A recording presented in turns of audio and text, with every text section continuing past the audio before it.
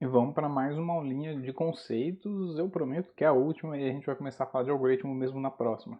Mas aqui eu só quero colocar um pouco melhor o que é classificação e fazer um exercício meio lúdico, tá? Porque até agora a gente não falou o que é classificação de fato, né? A gente pincelou ali, falou o que era aprendizado supervisionado, não supervisionado, e ficou a classificação ali uma coisa meio por cima. Então essa aula aqui é uma aula sobre aprendizado supervisionado e é uma introdução para as aulas de algoritmos de classificação. Essas aulas vão começar a partir da próxima, que sai hoje ainda. Se é que você está assistindo isso no dia da estreia. Então deixa eu só me tirar da tela aqui para eu falar um pouquinho antes de um conceito... Errei! De um conceito relacionado, tá? Que são os processos de obtenção de conhecimento. Esse aqui é o pai de todos, é um processo que ficou conhecido como KDD, Knowledge Discovery from Databases. Isso aqui é antigo, é da década de 90, 1992, mas ele ainda é muito utilizado, mesmo tendo algumas coisas mais novas. Essas coisas mais novas usam um pouco do que foi proposto aí no KDD. Então, por exemplo, existe o CRISP-DM, que é Cross Industry Standard Process, então tá aí processos em Data Mining. E depois ainda, hoje em dia se fala muito sobre MLOps, né, que mistura um pouco o aprendizado de máquina com aquela coisa do DevOps, de entrega contínua, melhoria contínua e tudo mais, tá? De um jeito ou de outro, todas elas têm essa característica de sair dos dados e chegar em alguma coisa que seja um conhecimento útil. E elas são processos, quer dizer, elas têm várias etapas. No caso do KDD, então a gente começa com os dados brutos aqui, e aí a gente faz uma seleção. Essa seleção é aquele select mesmo do SQL ou alguma coisa do tipo, tá? Pode ser um NoSQL da vida, mas a gente seleciona um subconjunto ali dos nossos dados que nos interessa para a nossa aplicação específica, gerando os dados alvos. A partir desses dados alvo, a gente faz um processamento, porque isso aqui pode estar não estruturado, lembre-se disso, e a gente processa para estruturar eles, né, e deixar eles uma entrada um pouco mais uniforme ou estruturada no caso. A partir desses dados processados aqui, a gente faz algumas transformações. Essas transformações podem ser limpeza nos dados, pode ser eu juntar um atributo com outro, né, fazer o feature engineering que se chama hoje em dia. Pode ser eu mudar o espaço usando alguma técnica como PCA, que a gente vai acabar comentando em um outro momento, e a gente chega nesses dados transformados. A partir disso, a gente quer achar alguns padrões dentro desses dados. Esses padrões, aí sim aparece aqui o aprendizado de máquina. Então as coisas se confundem um pouco, os termos como KDD, Data Mining, aprendizado de máquina e outros assim por diante. Uma boa resposta de qual que é a diferença está aqui. Você pode até falar que Data Mining está nesse processo todo aqui, tá? Tem gente que já fala que Data Mining parte dessa parte. Também é alguma coisa que na literatura diverge um pouquinho. Mas o ponto principal é, a gente está saindo de dados e aqui, pensando no processo de KDD, a gente usa o aprendizado de máquina para encontrar padrões. Esses padrões, eles precisam de alguma avaliação, alguma interpretação, pelo menos, para a gente ter uma noção do que esses padrões estão achando para a gente. E isso é o conhecimento. Isso sim é alguma coisa útil que você pode tomar uma decisão, seja ela automática ou esse conhecimento gerado te ajude a tomar uma decisão de forma mais manual. Mas tudo isso veio daqui de baixo dos dados crus. Então lembrando aquela definição do Tom Mitchell de um well-posed learning problem que eu falei nas outras aulas, né? Um programa de computador ele é dito aprender de uma experiência E com respeito a uma tarefa T e tem uma medida de avaliação P em que essa tarefa T é melhorada a partir de E. Tudo bem? A gente falou sobre isso em outras aulas. Quando eu estou falando sobre aprendizado supervisionado, essas tarefas aí, elas têm uma característica bastante específica, que é o fato de a gente ter alguém ou algum processo que rotule cada exemplo da base de experiência. Esse rotular, ele não é exatamente necessariamente um rótulo, tá? Como eu disse na outra aula lá, ele é um atributo alvo, é um atributo que não é uma descrição do objeto, mas, por exemplo, é uma classe ao qual ele está associado. ou é um valor numérico ao qual ele está associado. Quando eu falo que tem alguém ou algum processo, pode significar literalmente a primeira parte que tem alguém. Então, por exemplo, você tem um problema em que você quer dizer se um determinado batimento cardíaco ele corresponde a um batimento normal, se ele corresponde a uma taquicardia ou alguma outra anomalia ali do batimento cardíaco. Você mostra isso para um médico e ele fala, isso aqui é normal, ou isso aqui é tal taquicardia ou alguma outra coisa. Isso é alguém rotulando o seu dado.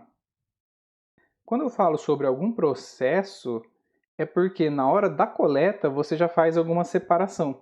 Então, o jeito que você coleta já diz para você qual que é o rótulo desse dado.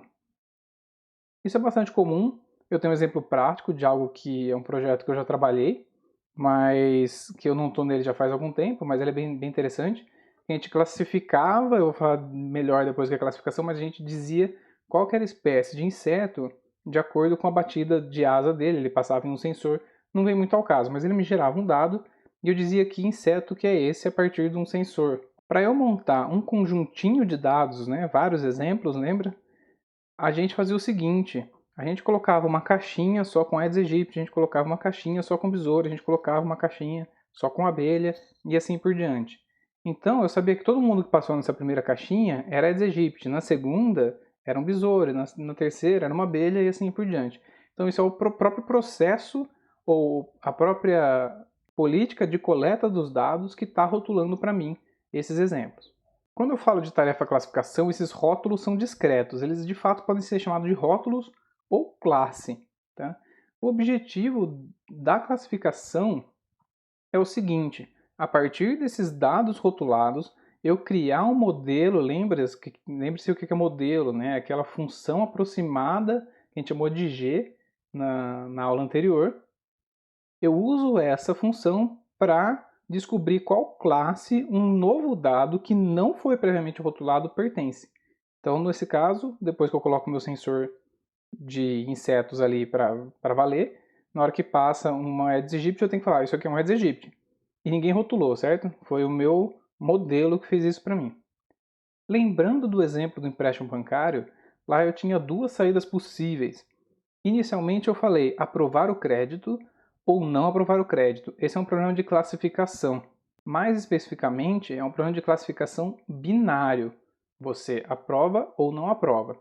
Quando eu dei o outro exemplo, que eu falo o quanto você vai emprestar, aí já não é mais um problema de classificação. Isso é regressão, a gente vai falar lá mais para frente. Eu já vou colocar aqui como que a gente vai trabalhar visualmente com dados. Uma vez que a gente não enxerga mais do que 3 dimensões, se alguém enxerga aí me avisa, que eu vou achar bem legal, a gente vai usar sempre 2 dimensões para representar os nossos dados, considerando que a gente tem então 2 atributos, um atributo y e um atributo x, tudo bem? Geralmente não é assim que funciona, a gente tem dados que são n-dimensionais, eles têm vários atributos, não só 2. Mas, para enxergar o que está acontecendo, a gente vai colocar essa representação de apenas 2. Cada ponto que está aqui é um exemplo, tá? É um dado que foi observado e rotulado. Que foi rotulado com a classe 1, como esses carinhas azuis aqui, ou que foi rotulado com uma classe 0, como esses carinhas vermelhos que estão aqui em cima. Tudo bem? Então, o objetivo de um algoritmo de aprendizado de máquina supervisionado para fazer a classificação é encontrar uma função que me forneça uma superfície de separação entre esses dados de classes diferentes.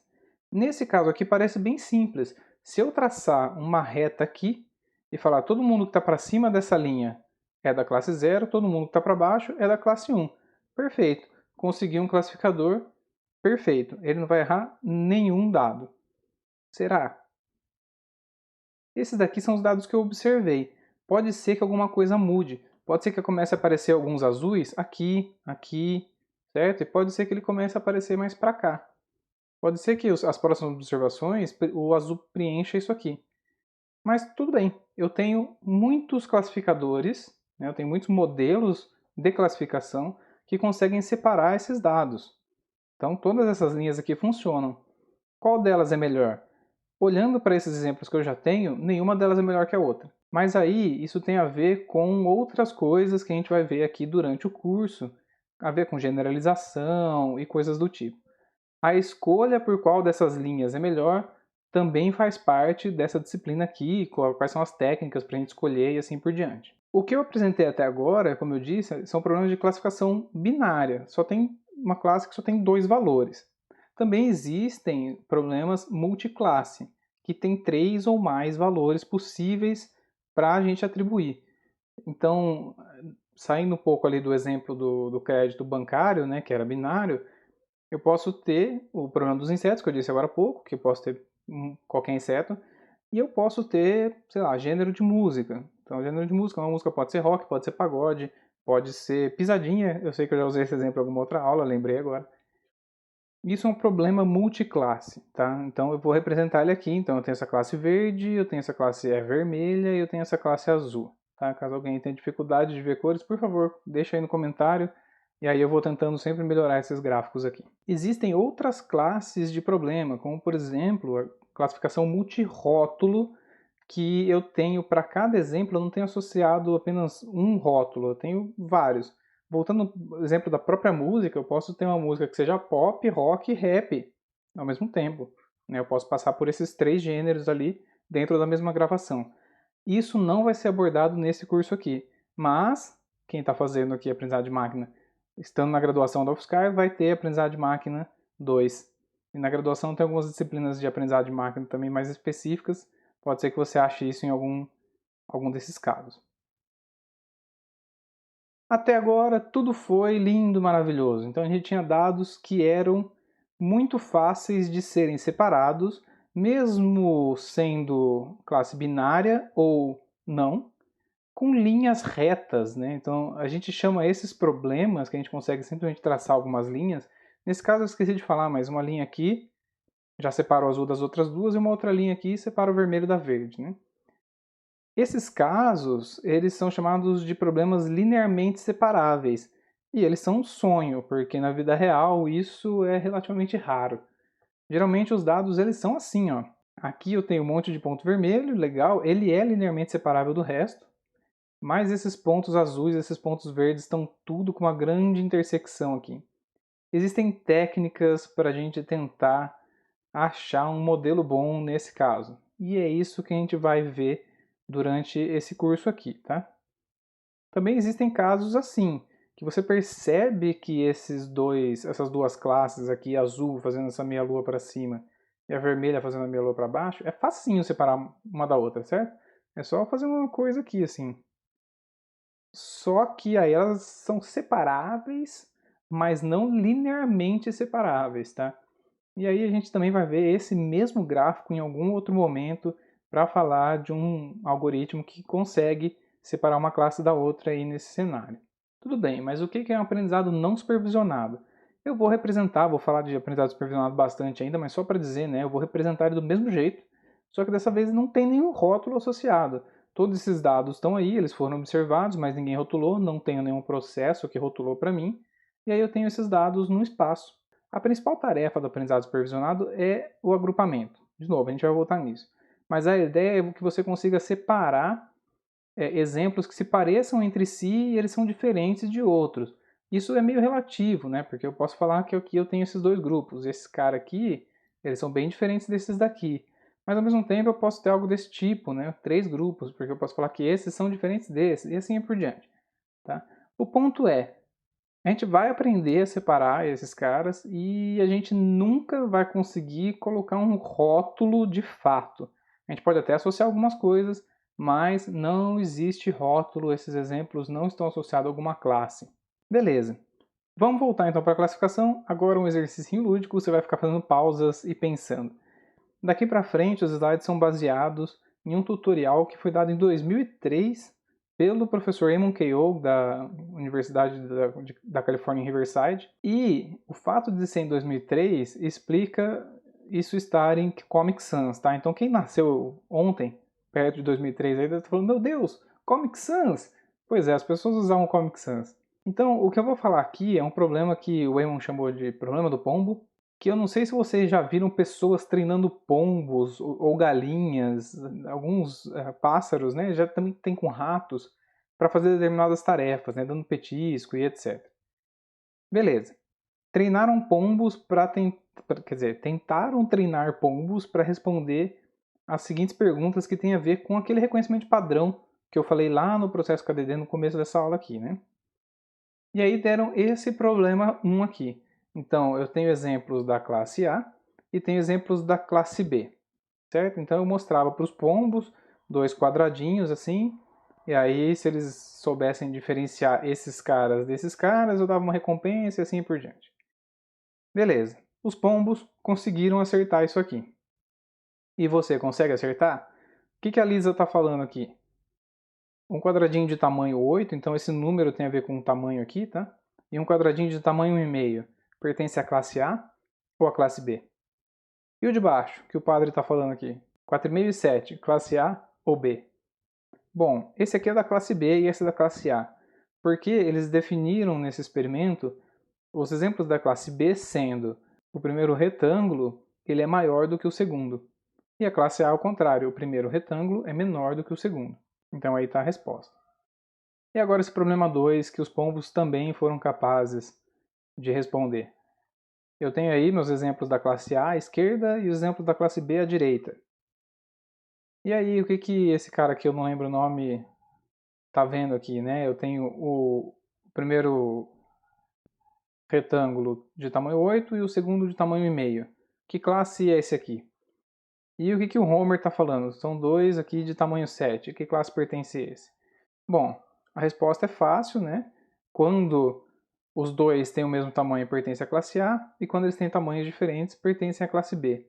Isso daqui é um exemplo bem lúdico para mostrar, olha, esse aqui é um mecanismo automático assim de rotular, não vou precisar de um algoritmo de aprendizado para isso. Tudo bem? Mas só que, de novo, é um exemplo lúdico que vocês vão entender, para vocês tentarem entender um pouco melhor o que é uma classe. Além disso, eu vou mostrar depois num gráfico tudo isso. Aí tem um terceiro problema. Tem exemplos da classe A e tem exemplos da classe B. E aí o Ned Flanders está perguntando ali, quando os dois retângulos têm tamanho 6 de altura, a qual classe que eles pertencem? Esse você pausa aí e tenta, hein?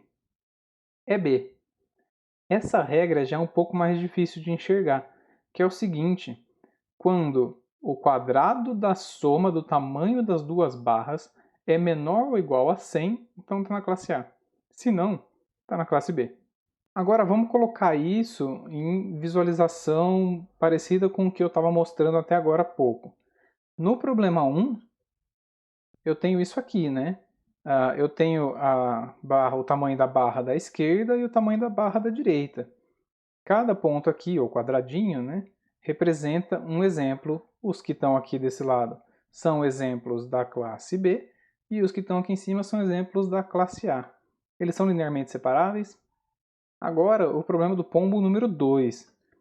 Lembra, o 2 significava se as barras têm o mesmo tamanho, né, os retângulos têm o mesmo tamanho, então eles pertencem à classe A, se não à classe B.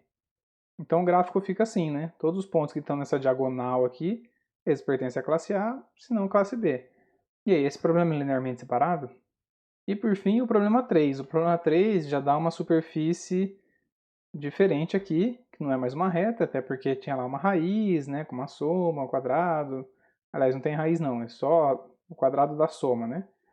Então, ela já não fica linear. E eu já respondi a pergunta que eu faço. É linearmente separável? Bom, se eu tiver um jeito de calcular uma separação linear, eu vou ter alguma coisa parecida com isso aqui. No primeiro caso, perfeito. Eu separo muito bem os exemplos da classe A e os exemplos da classe B. No segundo caso, esse separador linear aqui não serve para nada para mim. Porque ou ele vai errar, dizer que é todo mundo aqui para baixo da classe A, né? Ele vai errar todos esses exemplos aqui, falar que ele é da classe A, são da classe A e não são. Ou então ele vai falar que todo mundo é da classe A e vai errar todos esses da classe B. Ou ao contrário, né? Eu acho que esse aqui é a classe A e o resto é a classe B, mas deu para entender.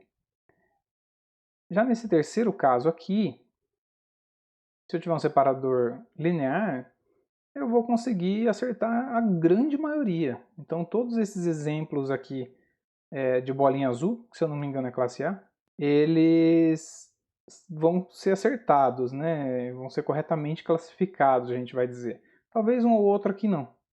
O mesmo vale para esses exemplos quadradinhos aqui, que eu acho que é classe B. Eu vou acertar a grande maioria, né? Se eu disser que daqui para cima é classe B. Eu vou errar um, dois, né? Alguma coisa assim. Bom, é isso. Eu só queria dizer para vocês um pouquinho de classificação, mostrar alguns exemplos, mostrar como é que a gente vai visualizar as coisas, porque isso vai ser importante.